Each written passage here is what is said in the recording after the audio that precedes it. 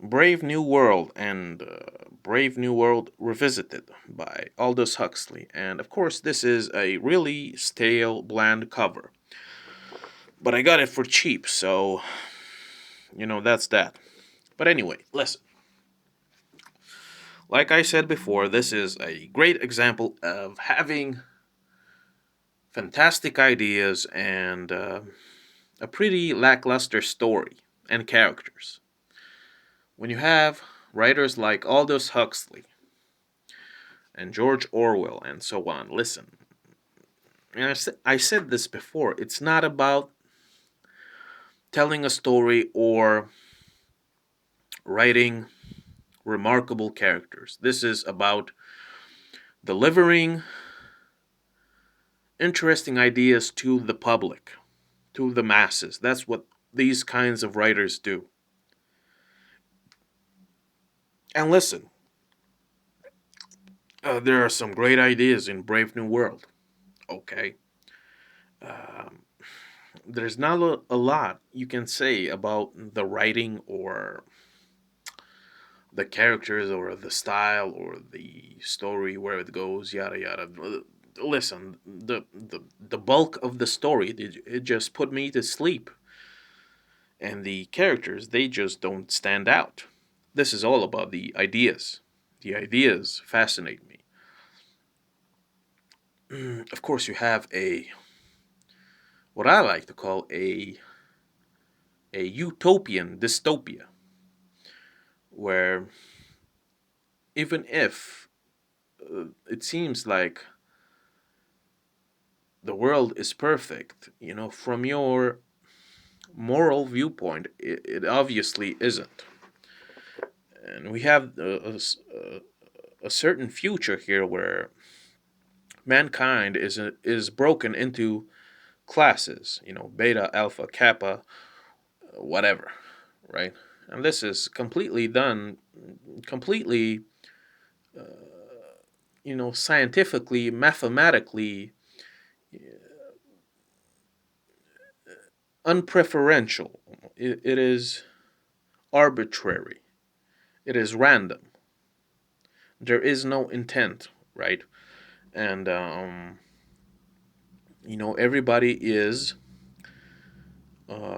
created from a test tube, and they are put into various categories that fulfill various functions, and everybody is just living a day-to-day existence, and everybody's hooking up with everybody, and it actually is a sort of social taboo that you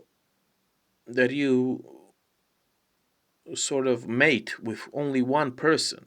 You have to be involved with many people, right? Which is so interesting because, of course, this is what is happening today, where people just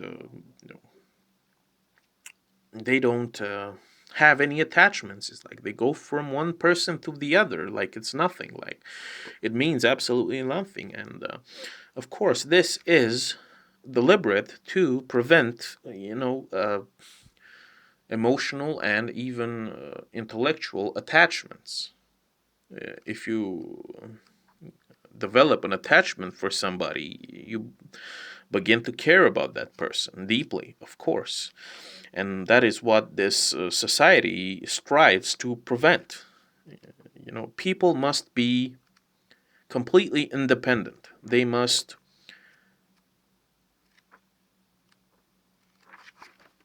Um, they must be by themselves. They must not form any sort of group um, that has intense ideals or emotions. Even though this is a technologically superior world or city civilization, most of the lower classes just, they take pills whenever they feel down. They watch shows. They engage in orgies just to have something to occupy their time. Of course, And of course, this is not a foreshadowing of the of any future. This is, of course, the present. This, interestingly, this book was written years before the hippie outbreak, which, of course, in a way embodies this sort of detached society where it gives off the illusion that they're free spirited and independent and self reliant and what have you, but they're just uh, they're just sheep following the herd. I mean, they've been programmed to live this way. It's a great book. I recommend it. There's a lot of ideas here that these ideas they are timeless, everlasting. It doesn't matter what society, in what historical timetable you look at. It will always be the same. That there is a higher class that wishes to um, enslave the lower classes. And they do this, they use every tactic available: entertainment, uh, pharmaceutical, societal, every business, every everything that's available to them, they will use against the population without the population knowing, of course. And it's, listen, Aldous Huxley, listen, you have to watch some of the interviews with this guy because he has some interesting things to say. And in one really old interview, he says, listen, one day, listen, people will be so programmed, so brainless, they will have no thinking of their own, to the point that they will grow, they will develop by themselves a love for their slavery.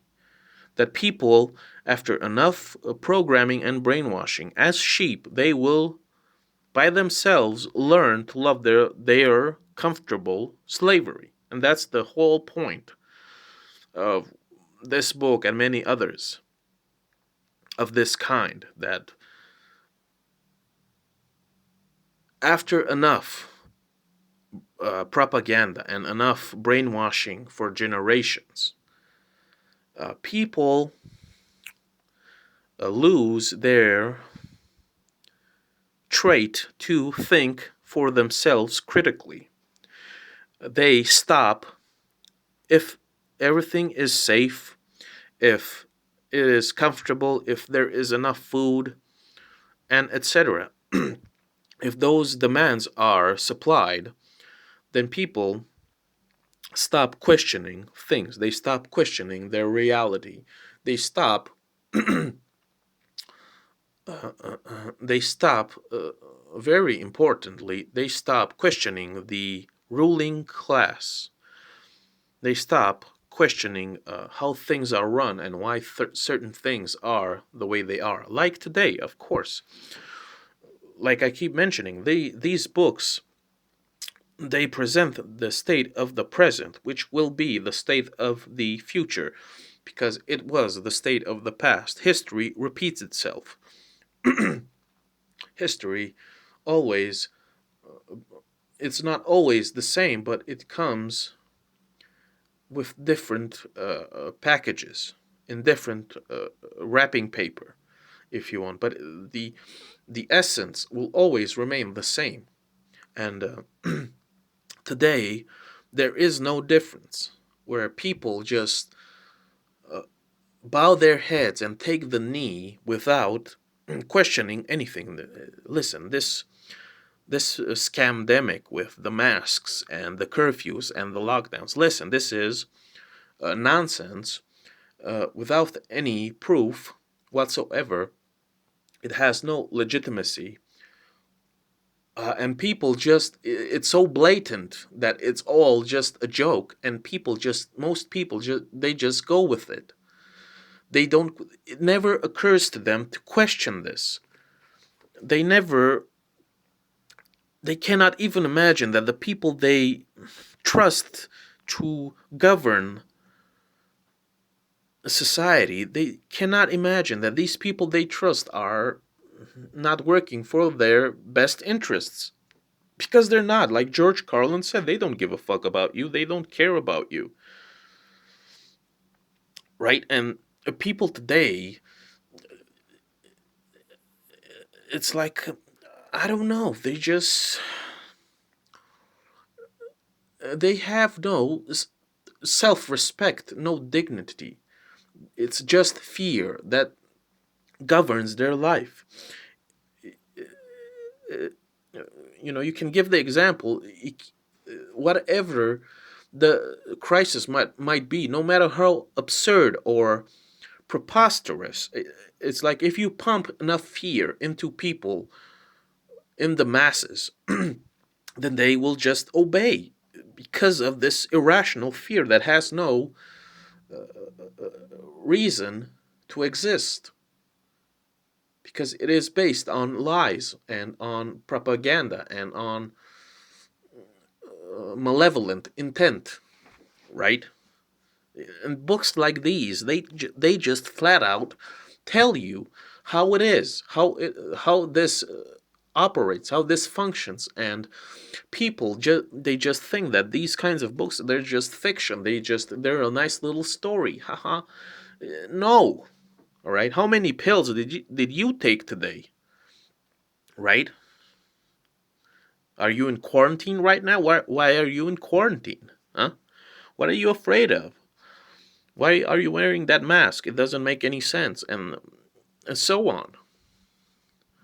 This is a wonderful book because it shows just how scientifically efficient this machine, this system can be. When listen, people after a while they just are tired of feeling helpless, so they hand out their independence, their sovereign, their control to authorities that don't deserve it.